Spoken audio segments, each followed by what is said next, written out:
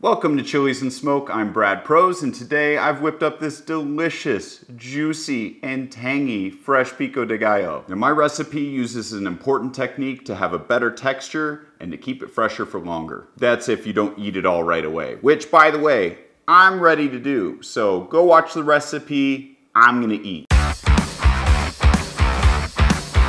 Let's start off talking about the tomatoes, which is the key ingredient in Pico de Gallo. I like to use Roma tomatoes, not just because they're classic. I just think that they actually taste the best and have the best texture in here. There's a few different ways to slice these. I'll share my technique right off the bat. It's not really a big secret.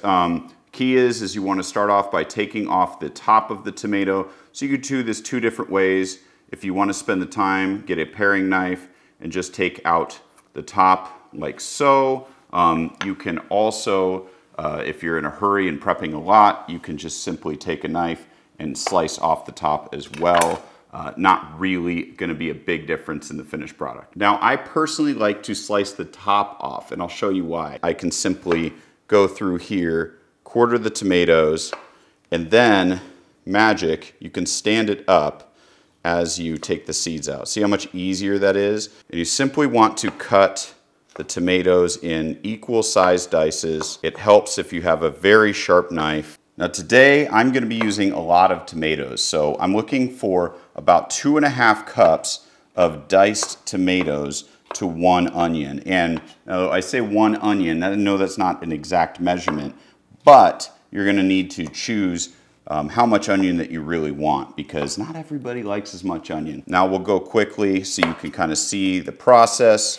And after you do it enough times, you'll be like, wow, this really isn't as hard.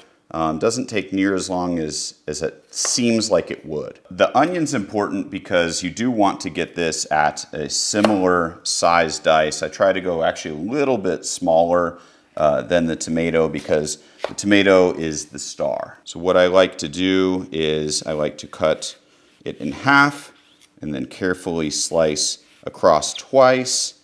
And I'm going slow because my cutting board is a little slippy, so there's no point in rushing and slicing my hand. I should have probably wiped it off, but that's okay.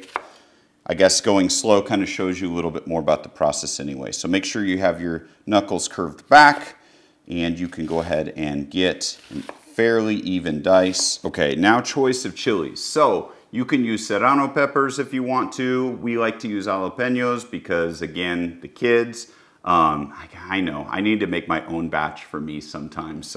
But anyway, let me show you again how to slice jalapenos easily. You actually just work your knife around that seed pod and it comes off really simply. I learned this from a friend of mine. That's a chef. He just showed me this for bell peppers, and I just decided to start using it for smaller chilies too. All right, so key is here. Cut these into strips. We're gonna basically julienne these, and then I'm gonna go ahead and dice them this way so that they're smaller. You want them smaller than the onion so that you're not having massive, massive bites of jalapeno every time that you eat. Now you might notice that in the recipe I don't include garlic. Now that's just my preference. I don't think pico needs garlic.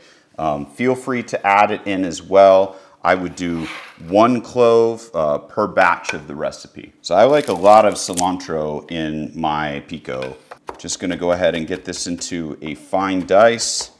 Put your hand over the top of the blade to protect your fingers and just rock that blade back and forth. Okay, now for the limes. So let's go ahead and add a few limes. I just washed these. I recommend the juice of 2 limes. It does add some nice liquid to the salsa as well, a liquid that's not tomato juice. And it's just gonna give that acid and kind of bring everything together. Okay, so we've got the pico here. I'm gonna go ahead and season with some kosher salt. I like the coarse texture of kosher salt and pico. Use plenty because remember these are tomatoes and you want to have them very well seasoned. I like to add some pepper, some fresh cracked pepper. You do not have to do this. I just love the taste of pepper, salt, and tomatoes. And then we're gonna go ahead and give this a mix. Really didn't think about how big of a bowl this made, and here I am using a little fork to stir, but whatever, it's working.